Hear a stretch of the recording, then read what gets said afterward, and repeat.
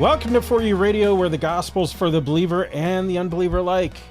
That is every man, woman, and child on this earth to have ever lived, from Adam to the last man standing. I'm Craig Donofrio, pastor of Redeemer Lutheran Church in Willmar, Minnesota. Who are you, Senior? I am Troy Neer. I'm sipping water at the present moment, but I am Troy Neer. I caught you mid-drink. Thank there. you. Yep, pastor of St. Peter's Lutheran Church, Shaker Heights, Ohio. That's the one. That is the one. Thank you. Ooh. Oofta. You say that up there, by the way? Do you say oofta? Oofta. Yeah. Okay. I was surprised when I heard the young people say it too. Really? I thought that would be an old person thing, but it's not. It's kind of interesting. Yeah. Okay. Different culture. Really, I different imagine culture. so. But we like it. Anyway, we'd love to have you worship with us in Willmar or in Shaker Heights. No matter where you happen to be, you are invited. Troy, if people wanted to email us, what would they do in the email devices? Well, all the normal stuff, but you would address that email to foryouradio@1517.org. ORG, yes, and we're happy to be part of 1517's podcast network. Hundreds and hundreds of hours of video, of audio, all sorts of great stuff, and for free. So go check it out, 1517.org. You will be blessed. Hey, that's almost like our email address. Yeah, isn't that funny? It's weird. Yeah. It's never noticed good that to have before. Sponsors, right? Anyway, I think that's about all the housekeeping. We are in the book of Judges and moving on to chapter 8. And Gideon gets into more shenanigans, I think. That I'm reminded as we go through the book of Judges that this is not your Sunday school. This is not your VBS book of Judges. I mean, you remember as a kid, maybe if you're learning these stories for the first time or whatever, maybe you didn't learn for this first time as a kid, but okay.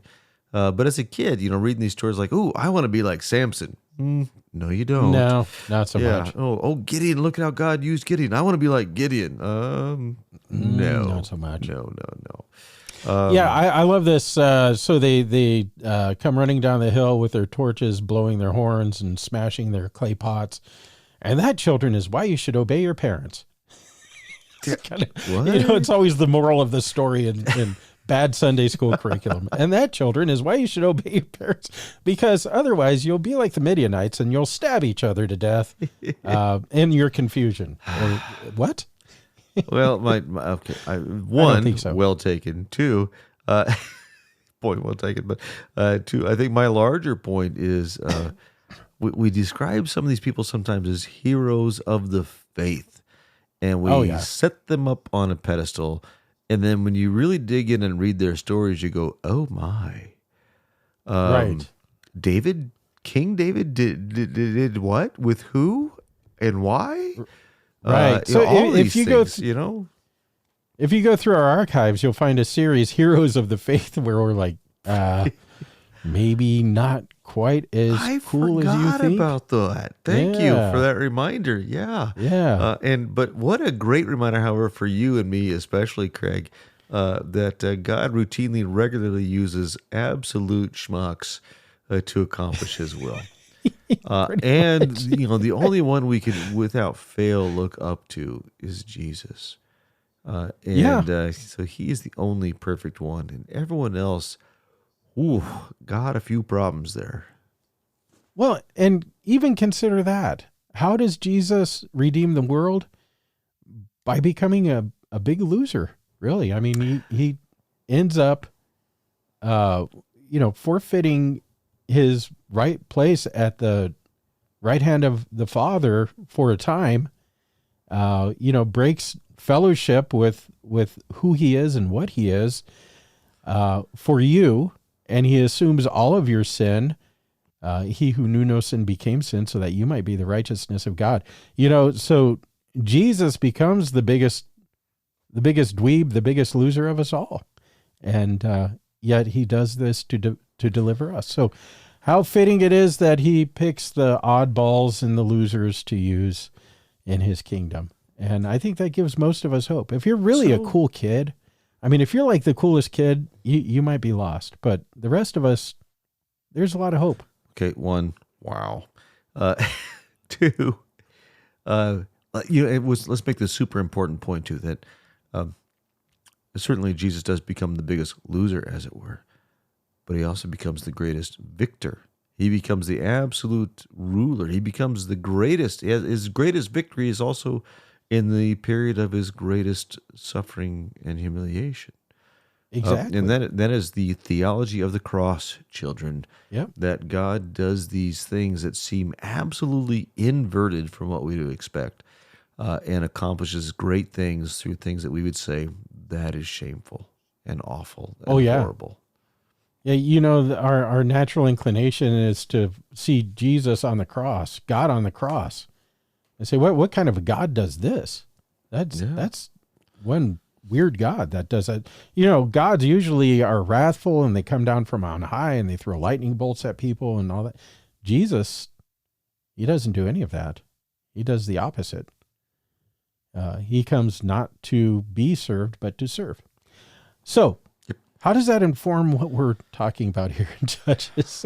Well, it's because Gideon is one of the least likely heroes. There we go. Yeah, and that's really kind of the basic part of it there, is that God does this unexpected thing, right? He takes what we would think, oh, here's the obvious, and he says, nope, not doing that. I'm going to turn that upside down. Why? Yeah. So you know that it's me working and not you. Yeah, that's a good point. Yeah. Yep. Okay. So that's the show for today then? Or? All right. We'll see you next time. It's, we got 19 minutes left. Oh, okay. Yeah. So got a little time on the clock yet. So we're going to spitball on this. Oh, we do have a chapter to read though, don't we? Yes. Yeah, okay. Would you jump into chapter 8 for us? So we're still dealing with Gideon. And just following on the heels of his triumphant victory over the folks of Midian, where they called out Naphtali, all the tribes, Manasseh and Ephraim, and they just chased these guys back to the holes they crawled out of. I mean, that's what we're looking at here, right? Now, as we get into this, I just want to point one thing out also, because if you're a weirdo like I am, we got Zeba and Zalmunna, and I said, is that the country that Eddie Murphy came from in Coming to America? And I had to go and look it up, is Zamunda. So just so you know, if you were thinking Eddie Murphy here, that's not right. Okay. And again, I Sorry, say... Squirrel. Thank you so much. Didn't we say we got to really move really quickly here? I thought we said that. Oh, yeah. Okay, but thank you. Okay, sorry. good. Zamunda. Coming to America, right? Not Zalmunna, Zamunda. Okay, so we've had this giant victory, and then in chapter 8, we get the men of Ephraim being a little crabby. The men of Ephraim, that's a tribe of Israel, remember, said to Gideon, "What is this you have done to us, not to call us when you went to fight against Midian?" And they accused him fiercely. And he said to them, "What have I now done in comparison with you? Is not the gleaning of the grapes of Ephraim, but in the grape harvest of Abiezer? God has given in your hands the princes of Midian, Oreb and Zeb. What have I been able to do in comparison with you?" Then their anger against him subsided when he said this.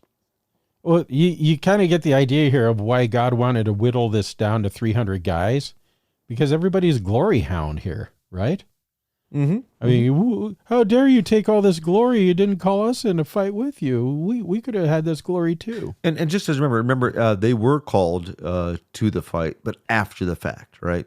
So we're chasing Midian out of the country. Come help us chase them out, right? And their problem seems to be, why didn't you say when you went up to fight against them?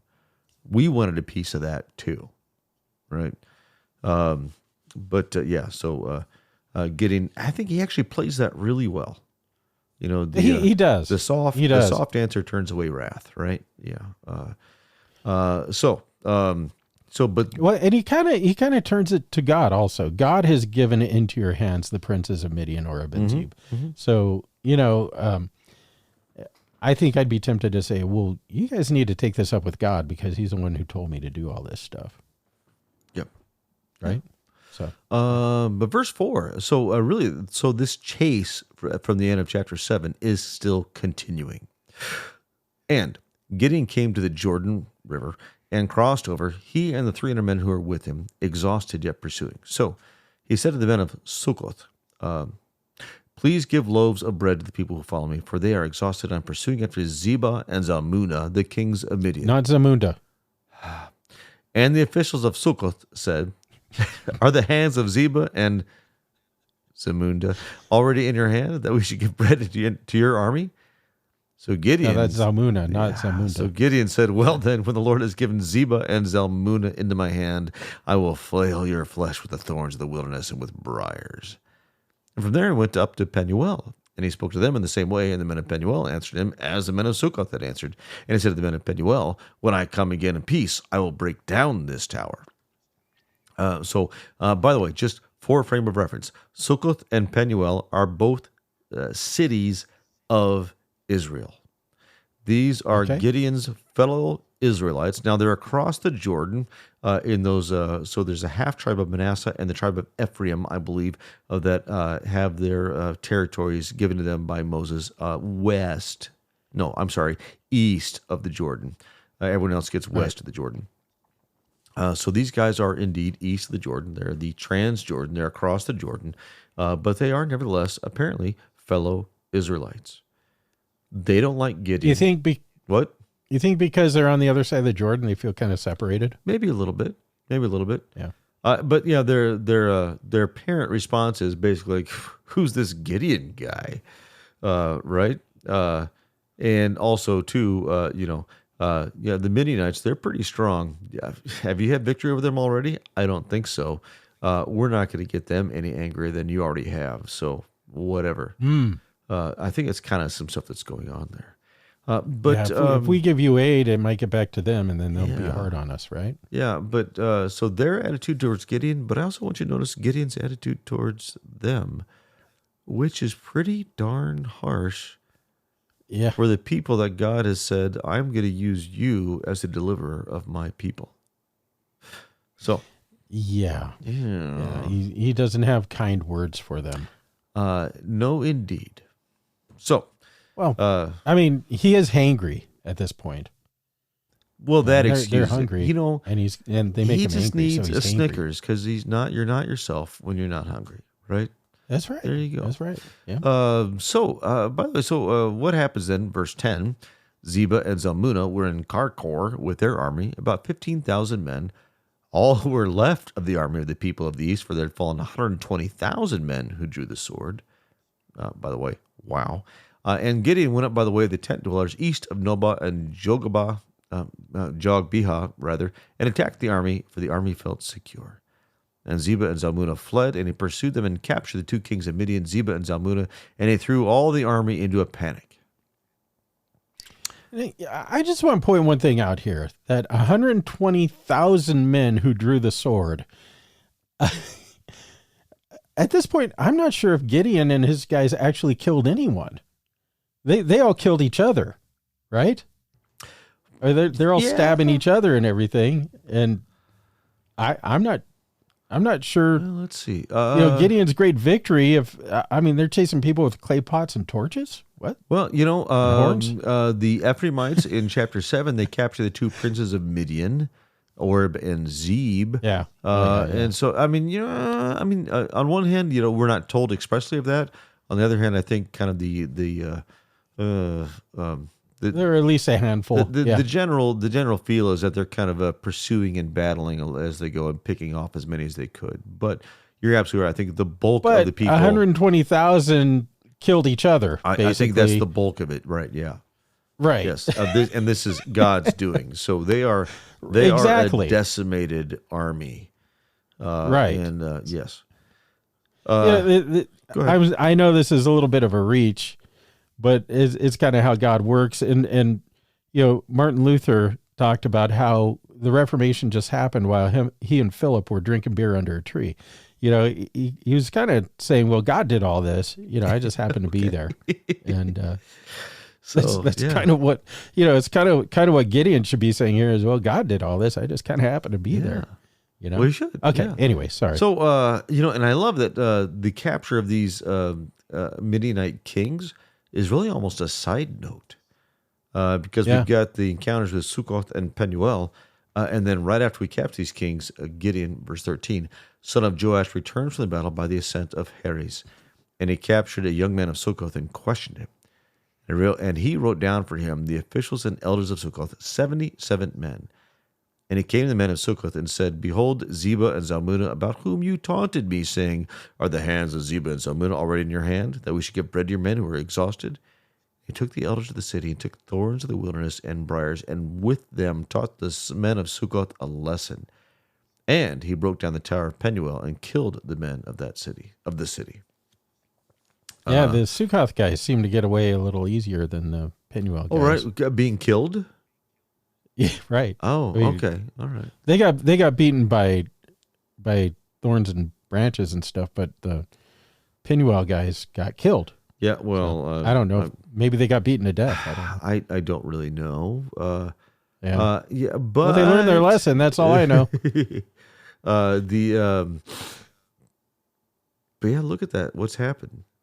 Gideon, the savior of Israel, has turned into the tyrant of Israel. It doesn't take long. Yes. Gideon, the one who opens up the story as being like the one who's going to save Israel. We get this almost like this picture of Jesus, right? Being the one who's going to save Israel. And now he turns into the one who is oppressing Israel, and he's ruling wickedly over Israel, and he's killing his fellow countrymen. Yeah.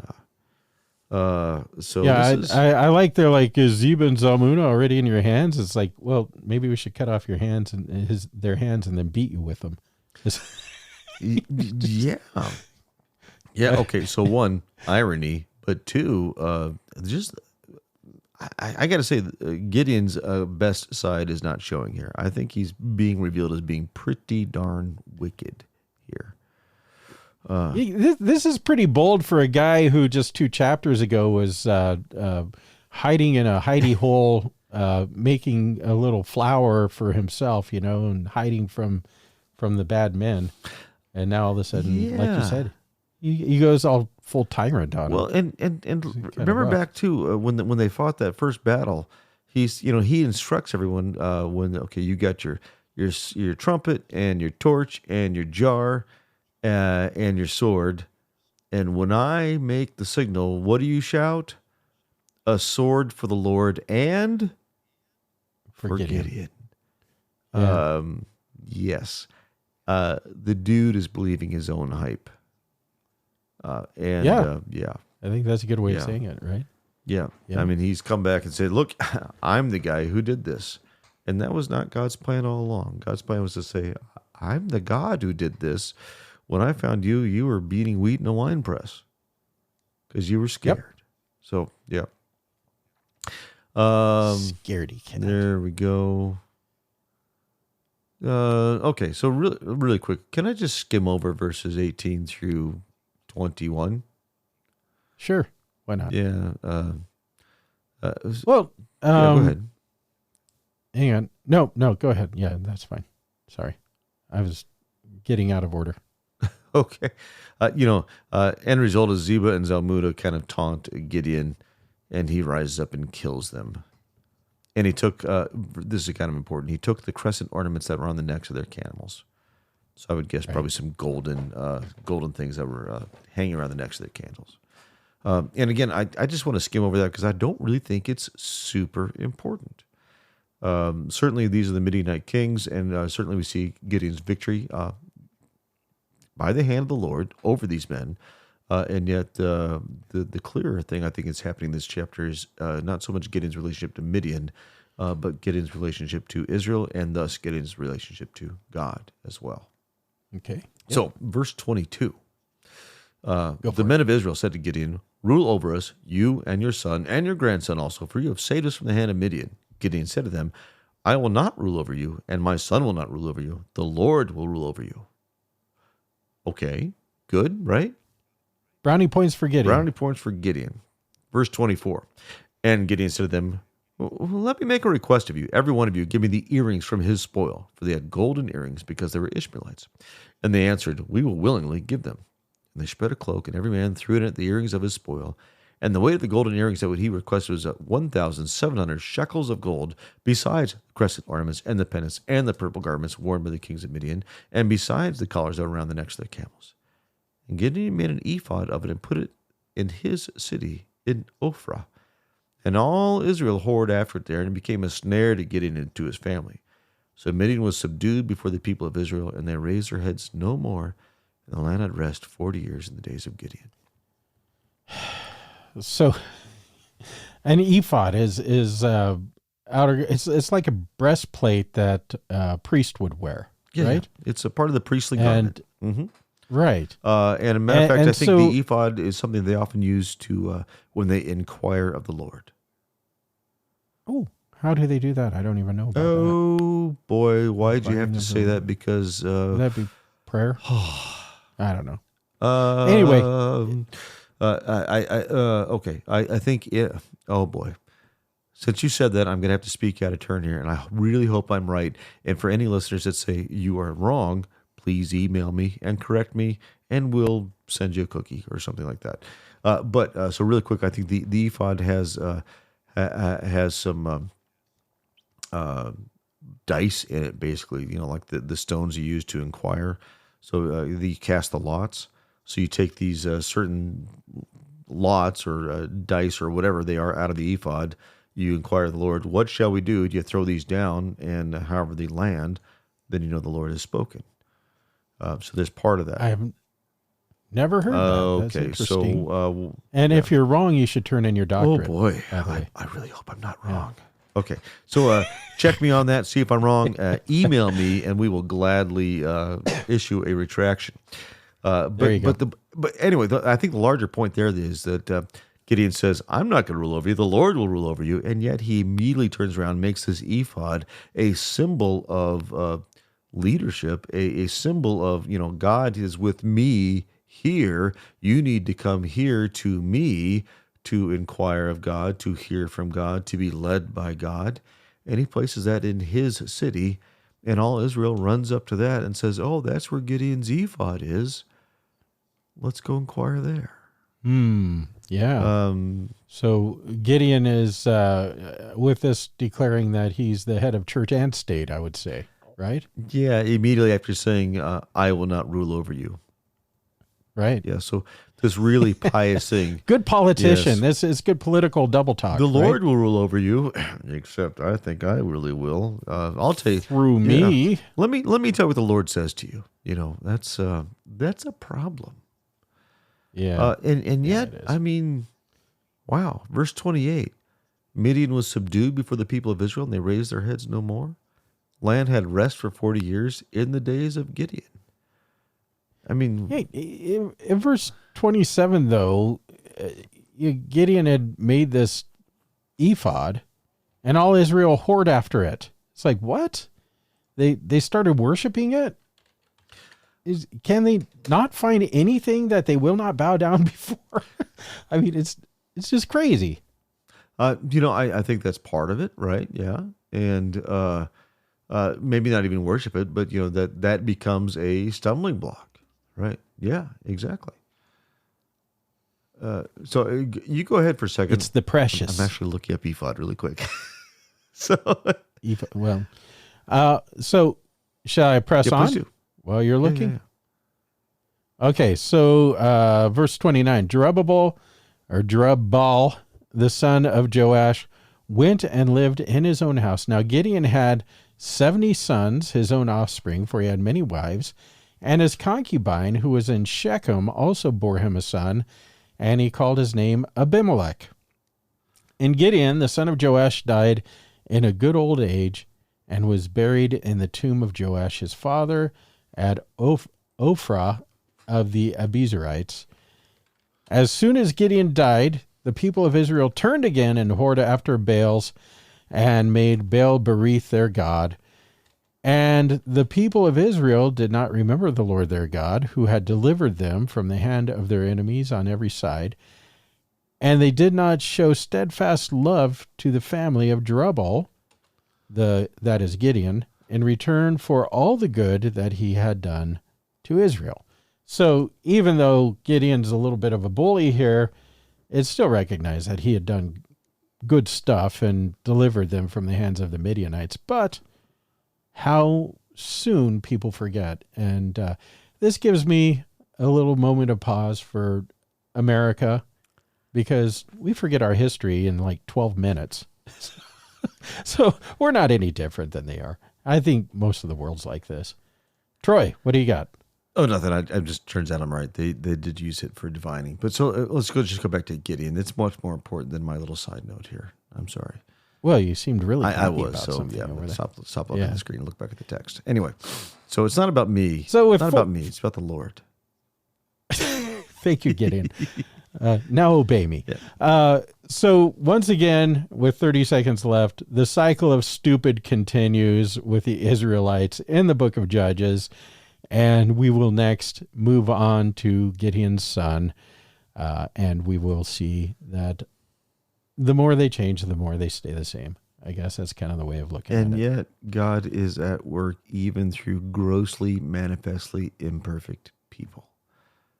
And praise be to God. And that's why for he that. uses me. We're out of time. Until next time, God's peace be with you.